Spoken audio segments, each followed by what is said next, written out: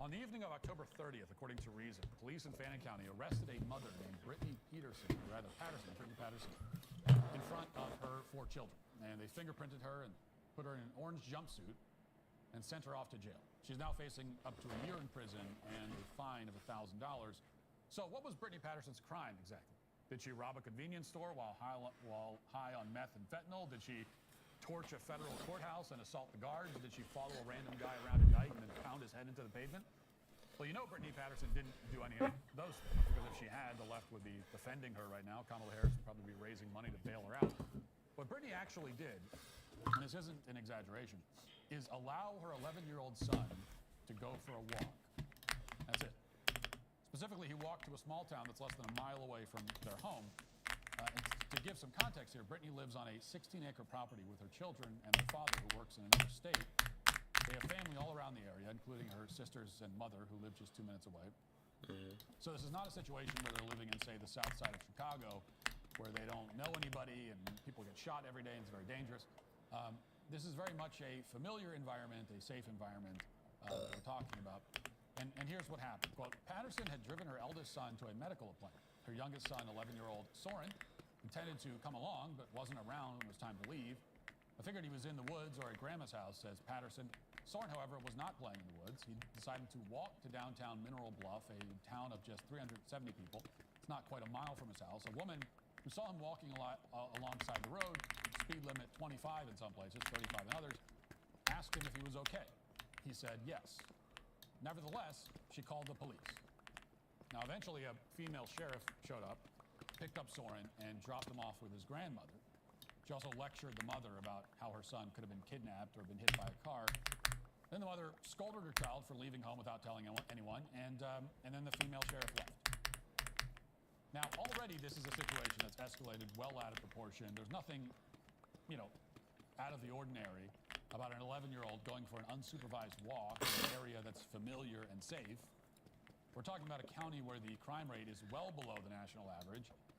So in this scenario, maybe you can understand why a well-meaning bystander would see an unaccompanied child and ask if everything's all right. I mean, even that seems a little overboard. I don't know why. Just because you see an 11-year-old walking, I don't know why you would even think to ask if they're all right. There's no reason why they wouldn't be. Unless they look distressed for some reason. But regardless, in no universe does it make sense for that bystander, having heard that everything is fine, to then immediately call the police. And this is a psychotic level of meddling. Also, by the way, the sheriff brought up the child could have been kidnapped. The chances that an 11-year-old gets kidnapped by a stranger in broad daylight is significantly less than 1,000,000 to 1. It's the kind of thing that almost never happens. There are thousands of other horrible things more likely to happen to your child than that. Statistically, kidnappings are almost always related to family disputes. They're almost always carried out by family members. They're almost never just random kid being taken off the street. It does happen very rarely, but it almost never happens. That's just a fact. That's the statistical reality. So a fear of kidnapping should not prevent an 11-year-old from taking a walk in a safe neighborhood. What should prevent him then? Well, what is there to be seriously worried about? Now, this is normally the point where I talk about how the fake experts are wildly out of touch on this issue, but in this case, even the fake experts agree with me on this. You can go to the American Academy of Pediatrics and they'll tell you that, in their esteemed opinion, a child older than 10 years old can indeed go outside from location to location and walk around without an adult monitoring their every movement. So in case you were wondering, in case you needed their blessing, you have it. It's not remotely a controversial point. Anyone who has children, who has ever been around children, can probably tell you. But in this case, the story didn't end there. Quoting again from Reason magazine, at 6:30 p.m. that night, the sheriff returned with another officer.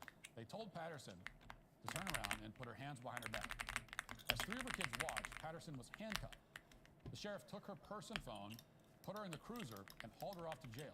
To Patterson, none of this made sense. She had grown up in the area with plenty of unsupervised time to wander and play and was raising her kids that way too. Patterson was soon released on a $500 bail. The next day, a case manager from the Division of Family and Children Services came out for a home visit and even went to interview Patterson's oldest son at his school. So now we're parenting practices that were standard for every generation of Americans up until like 5 seconds ago. In an attempt to supposedly look after the interests of the child, they decided to arrest that child's mother in front of him. Makes sense. That couldn't possibly cause any issues with the child's mental state or his ability to get to school and live his life. Now, sure, his father, who cares? Just throw the mother in prison. Yeah. You feel like you're being watched on the internet. Unfortunately, you're not just being paranoid. You are indeed being monitored every single time you go online. Internet service providers can see every single website. My IP, but no. This is from Reason Magazine. Has determined that it's in the best interest of this 11-year-old for his mother to be incarcerated for up to a year. But the story still doesn't end there. Local officials in this tiny county in Georgia kept on going. In Georgia, officials decided that it wasn't enough to arrest this mother and drag her away from her children. They had to go further. This is from Reason Magazine once again, quote, "A few days later, the Division of Family and Children's Services presented Patterson with a safety plan for her to sign. It would require her to delegate a safety person to be a knowing participant and guardian and watch over the children whenever she leaves home. The plan would also require Patterson to download an app on her son's phone, allowing for his location to be monitored." Holy shit. So the government is demanding that this woman agree to conditions that are clearly unconstitutional, not to mention completely unreasonable, not to mention she's being essentially punished without being convicted of any crime, which is how it can often happen, when you've got these sorts of issues. And they think that if they threaten her with jail time, she'll agree to them. But to her credit, she's not doing it. She's telling the government that this is obscene, and she's trying to get legislation passed to prevent this kind of thing from ever happening to another parent in Georgia. And at the moment, that's where things stand.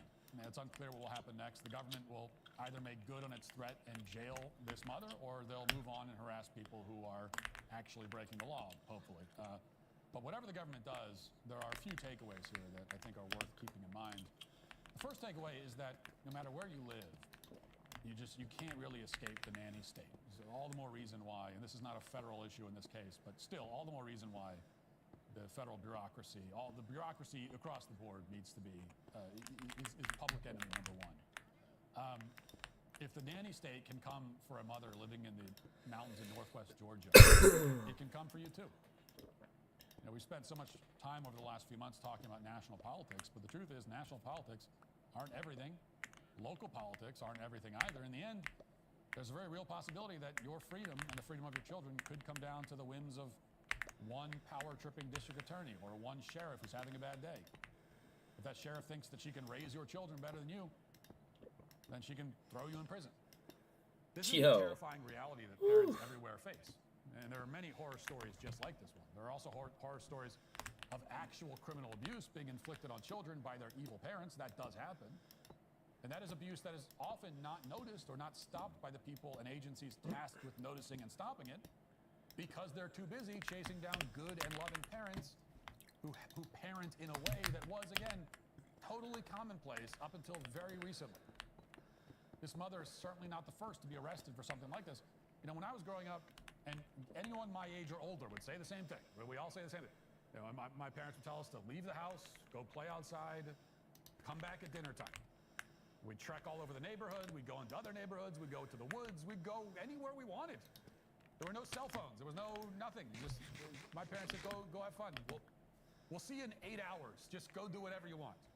And we did. We came back around dark, and this is how most of us grew up. 100%. Now, I grew up as like parents, that. we face this scenario where if we give our children even a fraction of the independence that we had as children, we face the possibility of arrest and imprisonment. I mean, it's insane. As I said, there are a lot of stories just like this. Take, for example, the mother in Georgia who was jailed a couple of years ago for leaving her 14-year-old daughter to babysit her younger siblings for a few hours while she was at work. And, she was arrested for that. Now, I can remember when I was a kid and my older sisters were left in charge of the house at that age or even younger. And we all survived. It was normal. Now it's the kind of thing that could get you handcuffed and thrown in a jail cell. Parenting in the modern age is difficult enough. And introducing more independence and responsibility into your children's lives is already stressful and worrisome, though it is necessary. It's part of parenting. You have to do this. But now as a parent, you face the very real possibility that if you introduce that independence and responsibility in a way that happens to offend the sensibilities of a nosy neighbor who then calls the police or CPS, you could find yourself standing in front of a judge and labeled a child abuser for life, because that label never wears off. Now, the good news is that in this case, the mother, Brittany Patterson, didn't back down. She didn't install some location tracker on a child's phone or cower in the face of the government's threats. She didn't sign the nanny state safety plan they presented her with. Instead, she went out and sought some exposure for her story. Reason magazine covered it. Now I'm covering it. The Daily Mail has also picked up the story. As a result, a lot of reasonable people are hearing about it. And any reasonable person who hears about the story will be outraged by it. This is at least one recourse that you have in this kind of situation. Although you don't have many recourses, that's at least one. You can expose the tyrants and what they're trying to do to your family. Maybe that makes them back down and slink away. These people are cowards, after all. At the very least, you will have shed more light on the kind of tyranny that many parents face in this country every day. And that is why the nanny state, and in particular the bureaucrats and police officers who are threatening to imprison a woman for allowing her 11-year-old son to go for a walk, are today canceled. Thanks for checking out this video. If you'd like to listen to my full podcast on the go, you can check out the Matt Walsh Show on Apple Podcasts, Spotify, or wherever you get your podcasts.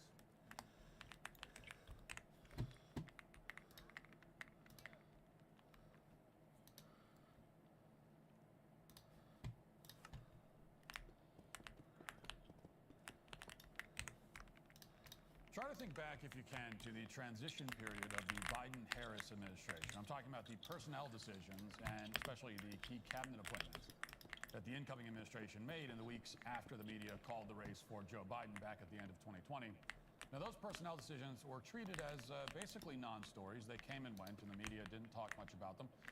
Wasn't a lot of outrage or debate. Pete Buttigieg, for example, became the transportation secretary because he likes trains and was vaguely interested in airplanes. And he's gay, and those were his qualifications. That was it. So they put him in charge of the Department of Transportation, which has a budget of tens of billions of dollars and oversees the nation's railways and airports. Why not? Made sense to Democrats at the time. What's the worst that could happen? A train carrying toxic chemicals might derail somewhere in Ohio, let's say? What are the odds of that? Well, then there was the nomination of Lloyd Austin to lead the Defense Department, and that was really inspiring. You see, Lloyd Austin was serving on the board of Raytheon, one of the biggest defense contractors in the world. Raytheon was paying him a lot of money, and then without much fanfare, the Biden-Harris administration appointed Lloyd Austin to run the Pentagon. What could go wrong? Surely Lloyd Austin wouldn't try to enrich his former colleagues in the defense industry by, say, sending billions of dollars worth of weaponry to a tiny, corrupt country in Eastern Europe. That would be unthinkable. Then there was the appointment of someone using the name Rachel Levine, a biological male originally named Richard, who decided in middle age to start wearing a dress and rebrand himself as Rachel. Made perfect sense, we were told, for a man deeply confused about the basic realities of human biology to oversee the nation's healthcare system. Now, sure, he might pressure hospitals to castrate and sterilize as many children as possible. He might pose for some uncomfortable photographs with Sam Brinton, the cross-dressing nuclear waste expert and kleptomaniac who'd been terrorizing airport baggage claims all across the eastern seaboard for years, before also being appointed for a role in the Biden-Harris administration. But that's the cost of human progress, we were told at the time. I'm going through these appointments to make a couple of points. The first point is that all of these appointments, and many others like them, including the appointment of an open borders advocate to run the Department of Homeland Security, were grotesque. None of them should have been allowed to go through, but they did. And the country paid the predictable consequences. Biden, he appointed more cross-dressers than we'd been used to seeing in government at that point, but otherwise his picks were exactly what we come to expect. A bunch of corrupt and useless bureaucrats who went on to do what corrupt and useless bureaucrats always do, which, by the way, is expand their own power and enrich themselves and their friends. That's the whole deal. Well, thankfully, it's clear that Donald Trump is not going to follow that typical strategy. Donald Trump's incoming administration is already unlike any other in American history. This is a transition team that's making a concerted effort to select competent, independent cabinet officials, people who aren't self-interested cronies or morons who are selected on the basis of identity politics. He's like picking people who are actually competent and who might actually advance the agenda that the American people voted for, which is Donald Trump's agenda. Imagine that. So let's start with one of the selections that was announced last night and that has upset a lot of people on the left, Donald Trump revealed that Pete Hegseth, a Bronze Star recipient who served nearly 2 decades in the military, including in Iraq and Afghanistan, will be nominated as the Secretary of Defense.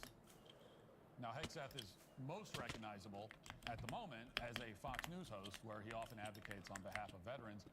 He's also used his platform to outline changes that, in his view, need to be made to the military immediately. And this gives us kind of a preview of hopefully what we can expect now that he's running the Defense Department. Let's watch. The Pentagon is in the book the exact amount of years, but in the past X number of years, 10, 12, 15, the Pentagon has a perfect record in all of its war games against China. We lose every time inside the Pentagon war games. We know what our real capability. You see, we didn't even get to this part of the war on warriors. I mean, the military-industrial complex, the way we procure weapon systems. You know, we're always, the way our system works, the way our bureaucratic system works, where the speed of weapons procurement works, we're always a decade behind in fighting the last war. Whereas China, we have, you know, what did Rumsfeld say? You go to war, the army you have. China's building an army specifically dedicated to defeating the United States of America. That is their strategic outset. Take hypersonic missiles. So if our whole power projection platform is aircraft carriers and the ability to project power that way strategically around the globe, and yeah, we have a nuclear triad and all of that, but a big part of it. And if, you know, 15 hypersonic missiles can take out our 10 aircraft carriers in the first 20 minutes of a conflict, what does that look like? Well, first of all, you got to fire, you got to fire the chairman of the Joint Chiefs, and you got to fire this. I mean, obviously, you're going to bring in a new Secretary of Defense, but any general that was involved, general, admiral, whatever that was involved in any of the DEI woke, it's got to go. Either you're in for war fighting, and that's it. And that's the only litmus test we care about. You got to get DEI and CRT out of military academies, so you're not training young officers to be baptized in this type of thinking. And then, you know, whatever the standards, whatever the combat standards were, say, in, I don't know, 1995, let's just make those the standards. And as far as recruiting, to hire the guy that, you know, did Top Gun Maverick and create some real ads that motivate people to want to serve. Because I'm straight up just saying we should not have women in combat roles. It hasn't made us more effective, hasn't made us more lethal, has made fighting more complicated. We've all served with women, and they're great. It just, our institutions don't have to incentivize that in places where not traditionally, over human history, men in those positions are more capable. Well, I'm sold. I'm sold on that pick. I don't need to know anything else about the guy, just based on that alone. This is all common sense stuff, but it's the kind of stuff that you would just never hear from anyone in a cabinet position, any kind of bureaucrat, until now. And these are the kind of picks, by the way, that probably only Donald Trump would make. Like, Donald Trump's probably the only guy who would select him Look at Biden, really. as Secretary of Defense. But again, all common sense. The overwhelming majority of countries don't allow women in combat for obvious reasons. We are one of only a handful of countries that do that. And no, the military shouldn't be teaching its soldiers about white rage, nor should the Pentagon be focused on recruiting girl bosses or diverse applicants. That strategy isn't working. The military is now regularly missing its recruitment goals, primarily because they've gone out of their way to alienate white men for political reasons. And as a result, our military is much smaller than China's. Morale is terrible. We're constantly losing war games, as Pete Hegseth pointed out. And making matters worse, our military leaders are clearly inept, as evidenced by the disastrous withdrawal from Afghanistan, and also as evidenced by everything else that's happened over the last 20 or 30 years. So with this track record, the absolute last person you'd want to pick for the job of Defense Secretary is another Lloyd Austin type. The Lloyd Austins of the world are the ones who created the very situation that Hegseth is talking about in those clips. That's why you need someone who's motivated and equipped to make some changes, which actually aren't that radical, because you're just going back to what was common sense and what was standard, you know, only a few decades ago. But by our standards, it's radical. And you want someone who knows what it's like to be a soldier in a war zone and who hasn't been corrupted by his connections to the military-industrial complex. In short, you want somebody like Pete Hegseth. Now, as you'd expect, Democrats don't see it that way. They lost their minds when Trump briefly paused the flow of military weapons to Ukraine, and now they're losing their minds because Pete Hegseth might spurn the defense industry too. Elizabeth Warren, the senator from Massachusetts, was especially enraged. She was sneering last night along with a lot of her colleagues. She wrote, quote, "A Fox and Friends weekend co-host is not qualified to be the Secretary of Defense. I lead the Senate Military Personnel Panel. All three of my brothers served in uniform. I respect every one of our service members. Donald Trump's pick will make us less safe and must be rejected." So right away, the woman who pretended to be an Indian tries to dismiss Hegseth as a weekend co-host, completely ignoring his military service and his ideas and his advocacy for veterans. And by the way, it's funny that the fact that he is a combat veteran is not relevant, but she's a greater authority because her brothers are veterans. So his own experience doesn't matter. He's just a weekend co-host. But no, she is an authority because my brothers served. So, how does that apply to you? How does that make you qualified to say anything? Oh, she's also on the military personnel panel. She's on a panel, everybody.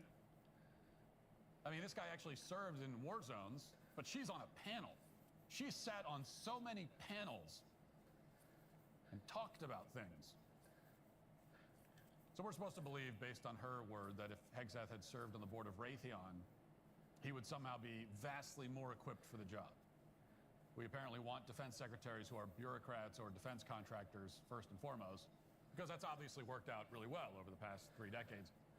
And in the context of a second Trump administration, the criticism of Pete Hegseth makes even less sense, because recall that under the first Trump administration, the Pentagon actively sabotaged Trump's policy objectives. Our envoy to Syria has admitted this. It's one of the most incredible admissions ever printed, but it never got much attention.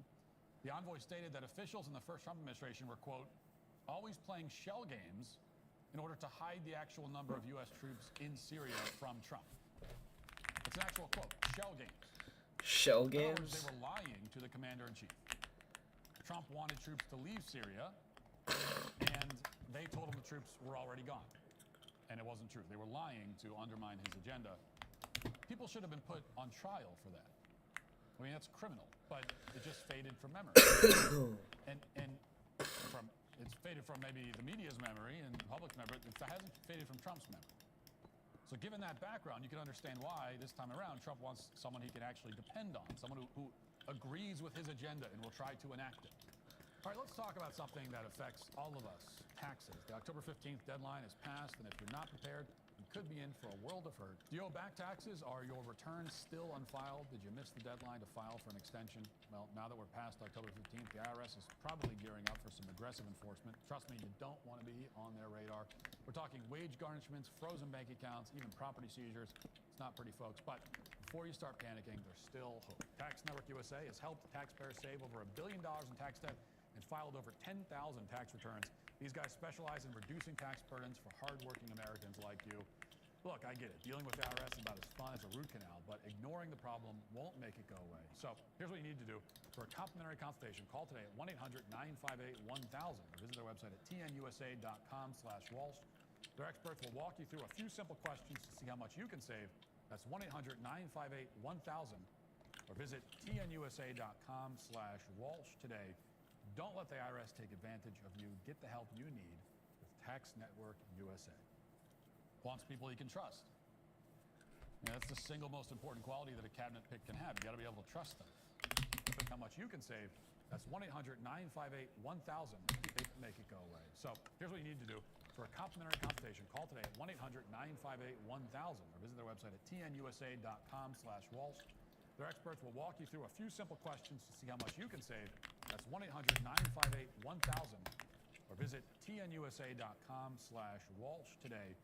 Don't let the IRS take advantage of you. Get the help you need with Tax Network USA. Lots of people you can trust. Ugh, fucking tired. That's the single most important quality that a cabinet pick can have. You got to be able to trust them. And that's very obvious to Trump now after what he experienced in his first.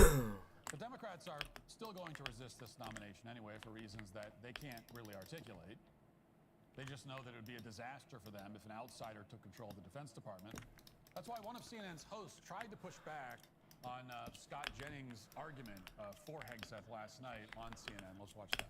Anyone have confidence in the current leadership of the Pentagon and the way the defense situation's been operating for the last several years. I mean, from the Afghanistan pullout, which was an extreme debacle for which no one was held accountable. We've had spy balloons flying over the United States. We built a $300 million pier as a public relations stunt, which wound up killing an American service member. I'd say I've had just about enough of the so-called insiders running the Defense Department. I think you ought to give Pete Hegseth a chance because he's got two insiders. All the criticism of him is that he's not the expected Washington pick. And I'm just saying to you that the American people just voted against the expected Washington pick. So he's got 20 years in service, Afghanistan, Iraq, 2 Bronze Stars, Princeton, Harvard. Yeah, he's on TV, but so are the rest of us. By the way, I think he ought that to list you just gave is really interesting because you highlighted a bunch of things that the civilian leadership of the country decided on. In the military, their job was just to execute. They executed. How did it go? I'm just saying. I'm just saying. How did it go? In terms of the decision making, you're assigning decision making responsibility to the military over things that civilians were responsible. So you make a good point. The civilian leadership made decisions, and then the people they put in charge of the Pentagon carried it out. And Yo, who's my chair now? Disaster. So for starters, it's pretty amusing for starters, as Jennings points out, for television pundits to attack Hegseth for being a TV host when they're all television personalities also. Y'all for only the time, either man. being on television makes you an idiot or it doesn't. And if it does, then all these people should quit their jobs now before CNN closes down and fires them anyway, which appears more likely to happen with each passing day. Then the anchor says that civilians give the orders in the military, which is obviously true, but it's the Pentagon, which is also run by civilians, that has the job of carrying out those orders. And as Jennings pointed out, the Pentagon has repeatedly failed to do its job. They were wrong about the spy balloon and what it was doing. They were wrong about the logistics of the Afghanistan pullout, which resulted in the deaths of American service members. Couldn't even build a pier properly. And so what exactly is the argument for keeping those kinds of people in control of the Defense Department? How could we possibly do any worse than they've been doing? That's a point that Tom Homan, the incoming border czar, just made on Fox News. He was asked whether he was worried about having the title of border czar, given that Kamala Harris has done everything she can to run away from that title. And here's how he responded. You know, the last person who was border czar, she didn't want to be called border czar. You're proud of it, right? Yeah. You know what? I'm gonna look like a genius because when you follow failure, you can't help but succeed, right? Yeah. And look, to the American people, President Trump is going to secure this border. He's going to save American lives. He's going to, by securing the border, we're going to drop illegal alien crime, which is skyrocketing. Yep. Less people are going to die from fentanyl. Less children are going to be sex trafficked. Less women will be sexually assaulted on the southern border. The criminal cartels will be put out of business by this president. Go get him, Tom Homan. Appreciate it. I think that's the right attitude. I'm going to look like a genius because when you follow up failure, you can't help but succeed. And that is true. And also, it's all the more reason to go in there and make radical changes. Can't get any worse. And so go in there and make the changes, and you know, whatever risks are involved in that, go, you know, politically, take those risks. And that pretty much sums up the entire transition so far. We're so used to administration officials who lie to us, who try to use emotional blackmail and manipulation that it's pretty much impossible to be disappointed by the incoming Trump administration at this point. I mean, just by demonstrating that they don't care about the media's manipulation and false narratives, they're already well ahead of their predecessors.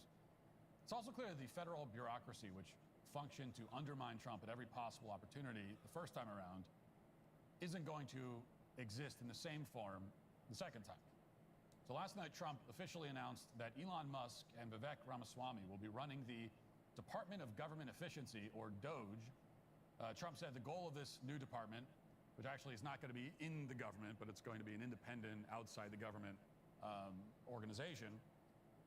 But the goal will be to dismantle government bureaucracy, slash excess regulations, cut wasteful expenditures, and restructure federal agencies. He said they'll be done within 2 years, what he called the perfect gift to America on the 250th anniversary of the Declaration of Independence. And this is good because the task of, as he says, dismantling government bureaucracy should be the #1 focus of Trump's second term. I mean, because nothing else can be done unless that is done first. And Elon Musk is just the guy to do it He showed up to Twitter and immediately axed 80% of the staff. And of course, as we remember, everybody in the media said it would destroy the company. They said the whole site would crash and burn and be forgotten. And yet here we are, 2 years later, place is running better than ever. Now, the problem in the federal government is like what the problem was in Twitter, except multiplied by, about a factor of, let's say, 1 million. Unlike every other company on the planet, the federal government doesn't undergo mass layoffs. It just grows and grows year after year, siphons more and more money from taxpayers without any accountability. These bureaucrats call themselves public servants, but really the public is serving them. We're the ones who go to work every day to pay their salaries, and what exactly do they do for us? Do we really need these people to spend tens of thousands of dollars on gender equity in places like Honduras? Do we need them to develop new bat coronaviruses in secret labs in Wuhan? Do we need them to use our money to subsidize some of the most useless college degrees in existence? Do we need them to conduct fraudulent criminal trials of the leading presidential candidate? Do we need them to issue insane new regulations, in the name of saving the environment, like banning the sale of gas-powered vehicles or gas stoves or plastic straws or whatever else? Of course we don't. We've never needed any of that. What we have needed for a long time now is for the government to get out of the way of human progress. They need to stop spending and printing money as if it's endless. They need to do what every American in the private sector has to do, which is justify their salaries. They need to explain how exactly they're serving the public instead of the other way around. And this is a reckoning that would have been unthinkable if Kamala had won this election. We'd be dealing with another parade of useless BIPOC, trans, whatever appointees who exist only to check boxes. And now things are different. And giving Musk and Ramaswamy the hacksaw with a directive to go to town on the federal bureaucracy means that maybe, for the first time ever, some real and substantial cuts will actually be made. No Republican president in modern times has ever actually done anything to cut the size of government. They've all talked about it. None of them have done it. Much less have they taken any steps to gut the federal bureaucracy and get rid of all the useless people and their useless departments and programs. In fact, Republicans, of course, have only contributed to that problem. They've added to it. There's pretty good reason to think that this time will be different. Trump has picked the right two guys for the job, which is why the federal bureaucrats are panicking, and their panic will only become more unhinged in the days ahead. For everyone else, for people who actually earn their living, it's a time to celebrate something that's never happened before in modern American history. The behemoth federal bureaucracy is hopefully about to get what it deserves, what's been coming to it for decades. If Trump fulfills his promises, and that means simply letting the people he's hiring do the jobs they've been hired to do, if that happens, it will mean ultimately that America becomes a freer, safer, more prosperous place. And if this is the fascism they warned us about, then, well, it can't come soon enough. Thanks for checking out this video. If you'd like to listen to my full podcast on the go, you can check out The Matt Walsh Show on Apple Podcasts, Spotify, or wherever you get your podcasts.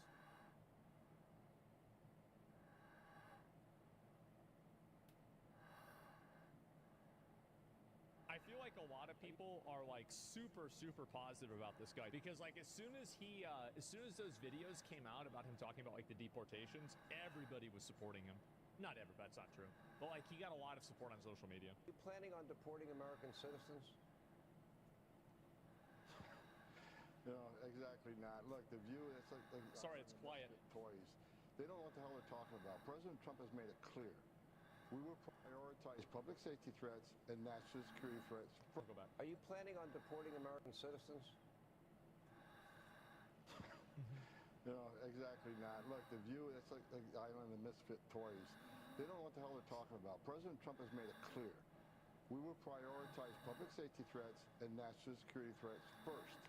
And that's what the focus will be. And there's over 1.5 convicted criminal aliens in this country with final orders removal that we're going to be looking for.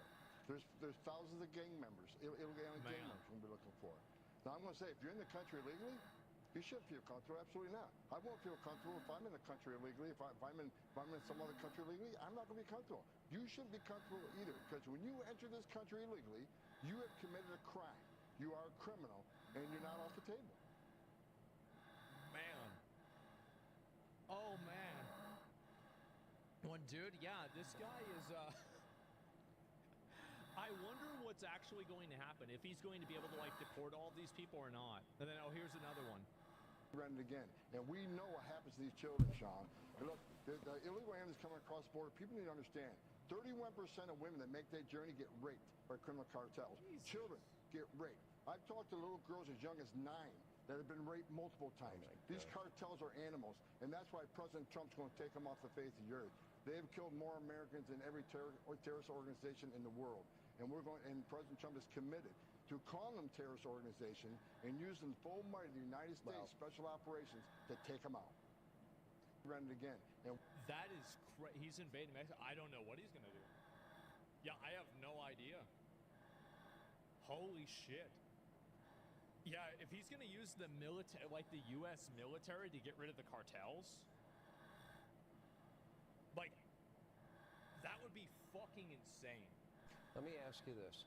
Do you like the idea of maybe giving a grace period where people that did not respect our laws, borders, sovereignty, that maybe you give them 2 or 3 months and you say you can self-report and we will help deport you. We will send you back to your home country.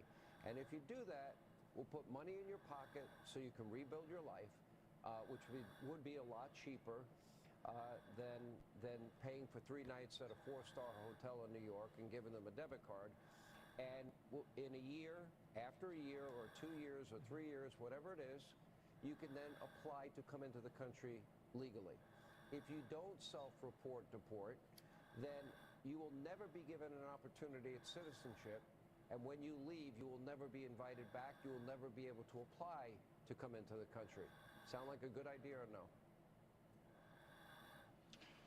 criminals and gang members get no grace period. But while we're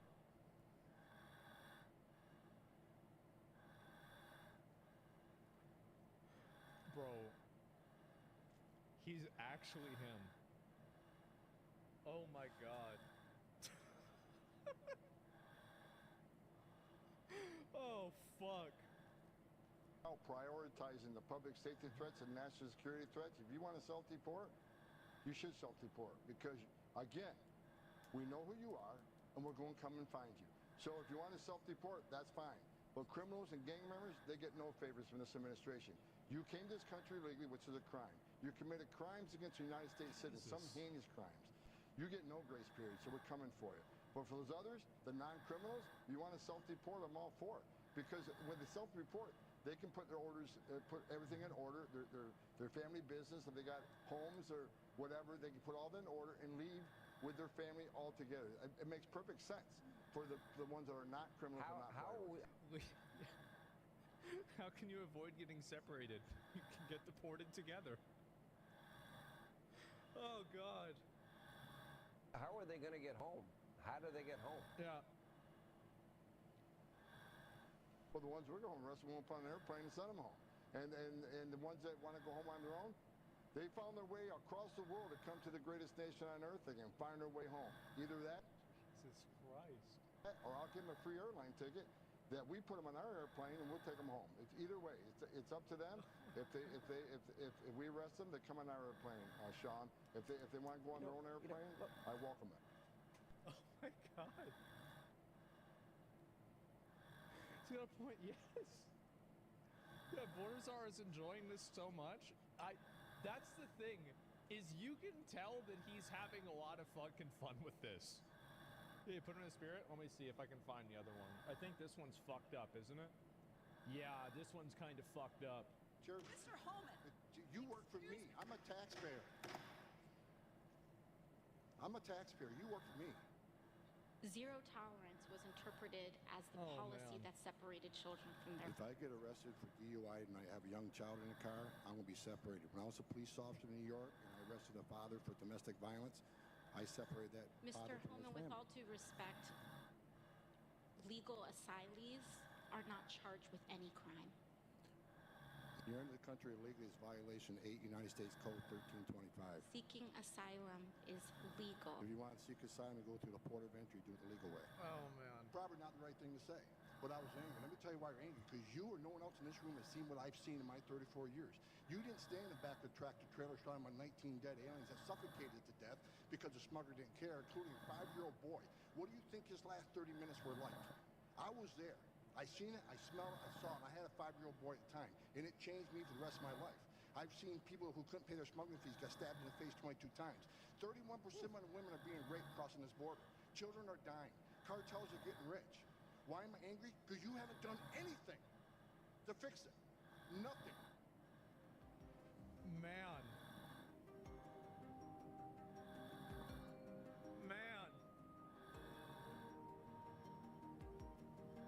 And you can tell that he's enjoying it.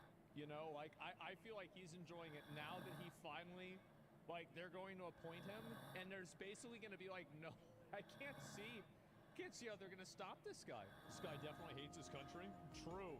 Mr. Holman, do you understand that the consequences of separation of many children will be lifelong trauma and carried across generations? Have we not learned from the internment of Japanese Americans? Mr. Holman, I'm a father. Do you have children? How can you possibly allow this to happen under your watch? Do you not care? Is it because these children don't look like children that are around you? I don't speak it. There we go. Yep. Is it because you're a racist? Get it. Have you ever held a deceased child in your arms? First of all, your comments are disgusting. I've served my country. I've served my country for 34 years. I find your comments This is out of disgusting control. as well. I've served my country for 34 years, and yes, I held a 5-year-old boy in my arms. In back of that tractor trailer, I knelt down beside him and said a prayer for him because I knew what his last 30 minutes of his life were like, and I had a 5-year-old son at the time. What I've been trying to do my 34 years serving my nation is to save lives.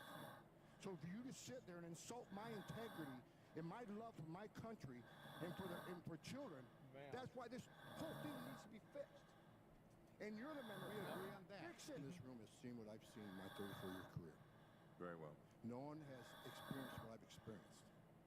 I've saw many dead bodies coming across this border. And you want to talk about the memo? This memo is one option to stop death. Not just about enforcing the law, stop death. If you want to legalize illegal immigration, good luck with that, because it's going to get a hell of a lot worse on that border. If you say, okay, from now on, there will be no consequence, no deterrence. It's not illegal to come to this country illegally. More families will come. 31% women will be raped. More children would die. We're a nation of laws. If you don't like it, sir, change it. You're the legislator. I'm the executive branch. And I've served my country honorably for 34 years. And I think that what happened is that I don't understand why it's become like a legitimate position to think that illegal immigration is a good thing.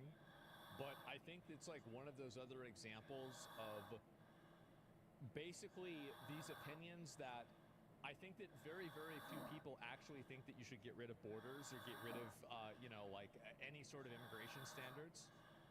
But what's happened is that I think that there's a lot of emotional arguments and emotional thinking. Like, for example, like if you look at like the way that this guy was talking, I think that basically everything that he was saying is built off of emotion, implication, and insinuation, right?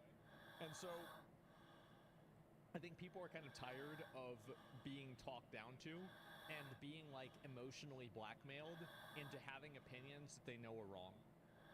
And I think that's what's happened a lot, is that I think that people have had their viewpoints framed in a way that makes them look like villains. And at a certain point, if you do that to people long enough, people will just accept being a villain. It's an appeal to emotion. Yeah, that's basically what's happened. And I think that's why you're seeing such a huge pushback on it right now. It's having empathy. Well, I think that the problem is that the empathy is one-sided. And this is the big issue, is that a lot of the people that ask for empathy, or they're like, oh, well, we want you to have empathy towards this, they don't have any empathy towards you. They're trying to weaponize your empathy against you to make you do things that they want you to do. It has nothing to do with empathy. I'm the executive branch, and I've served my country honorably for 34 years. And I will not sit here and have anybody say that I don't care about children because you're not the same color as my children. Thank you very much. Yeah, exactly. I mean, I feel like it's so tiresome to hear stuff like that be said. So fucking tiresome. Weaponized empathy, absolute garbage? Yeah, I think so. People love being lied to. No one likes reality. People that are more rational are in the minority. I think that you're definitely right that it's two brands of like emotional behavior, but I think that after a while people get tired of one of them. So the facts over feelings party got butthurt over being called mean words. Well, yeah, nobody wants to be called mean words and be categorized as something that they're not and be told that they're a bad person. Why would somebody want to be called that? Of course that would make people mad. Yeah, I mean, duh. Obviously.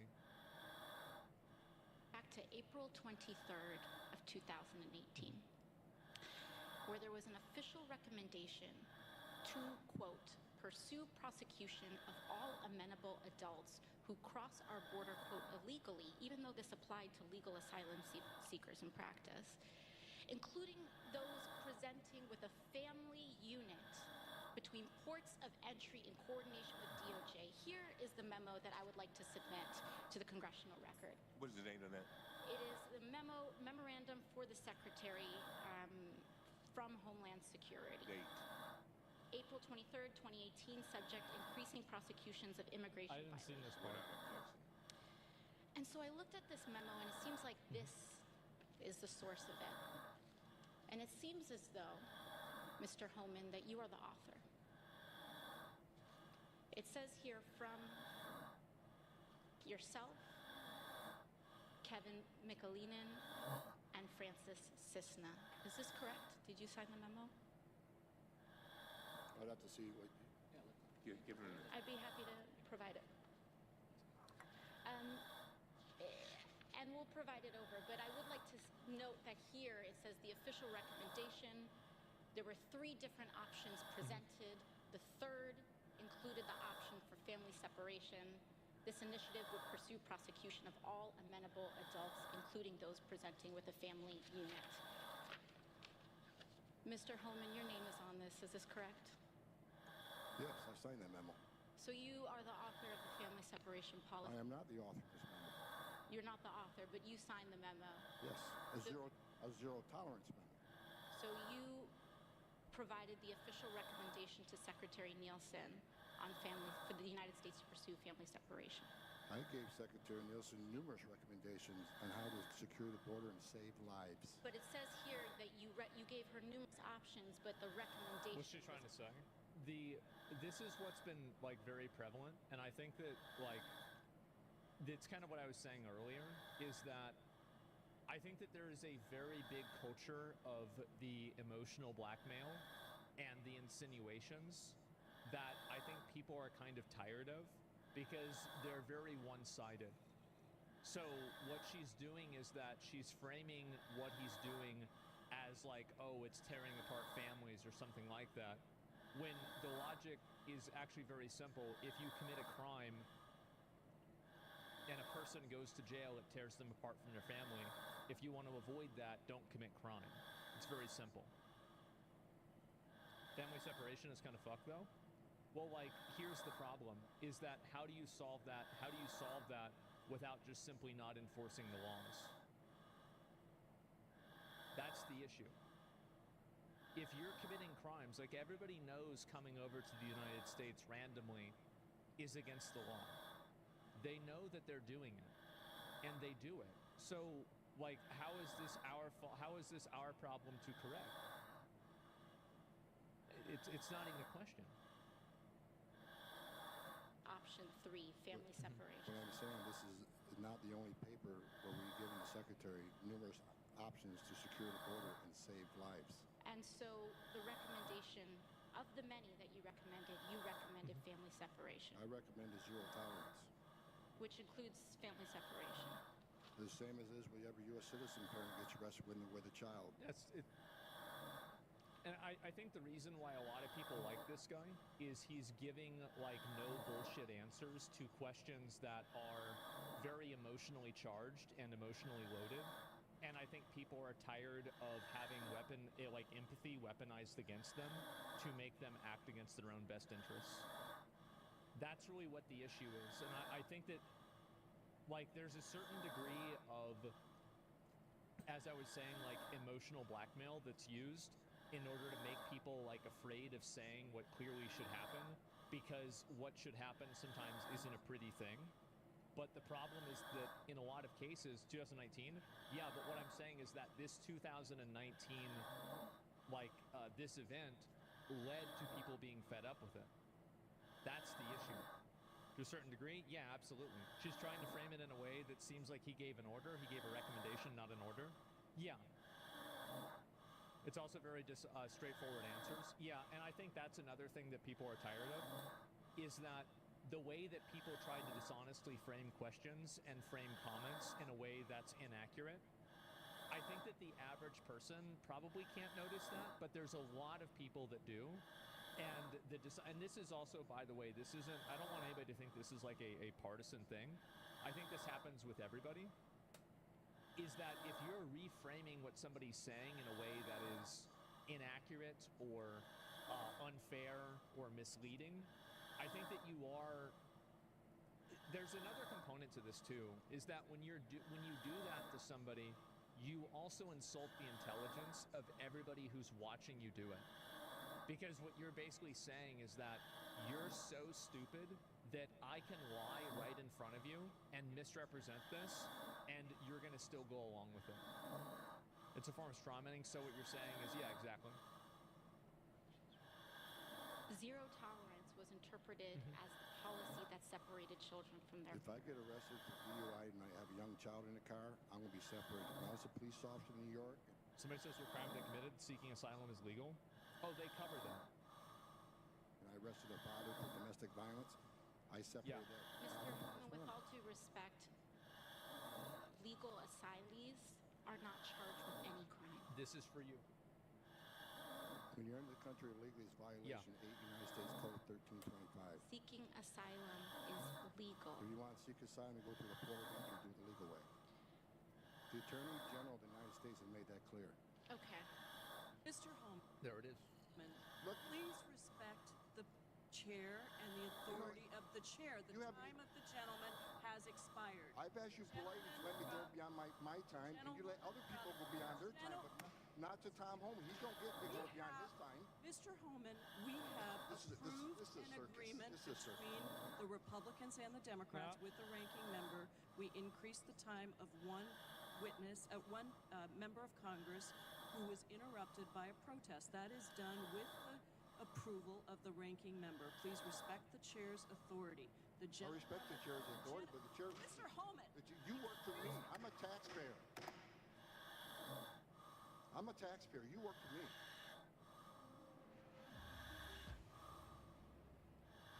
Man, that's so you gonna slap them, she getting mad. Yeah, they're getting real fucking mad about this.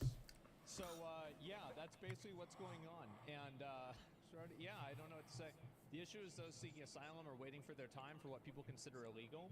Yeah, I'm leaving Cologne. Like, no, I'm not. All the fucking law, right? And if you can come over without that... Yeah, I fell asleep, my bad. But I think that a lot of people are tired of, as I said, the emotional blackmail and the insinuations that people are afraid of addressing legitimate issues because they're worried that, you know, they could get painted in a bad light by talking about it in a bad way. I would say that if you polled average people, like voters, I think that a super majority of people probably support what he's saying and what he's doing. Like, if I poll it in my chat, you're going to have most people in my chat that are going to say, yeah, we support him. Big surprise. Oh, yeah. Because everybody here is going to be watching, and they're, like, going to have my viewpoint, which is kind of like, I also support this. So... yeah, big surprise. But I'm talking about, like, in a general sense. I think this is something that many people most people agree. Illegal immigrants aren't committing crimes? Yeah, exactly. Them being here is committing a crime. It's that simple.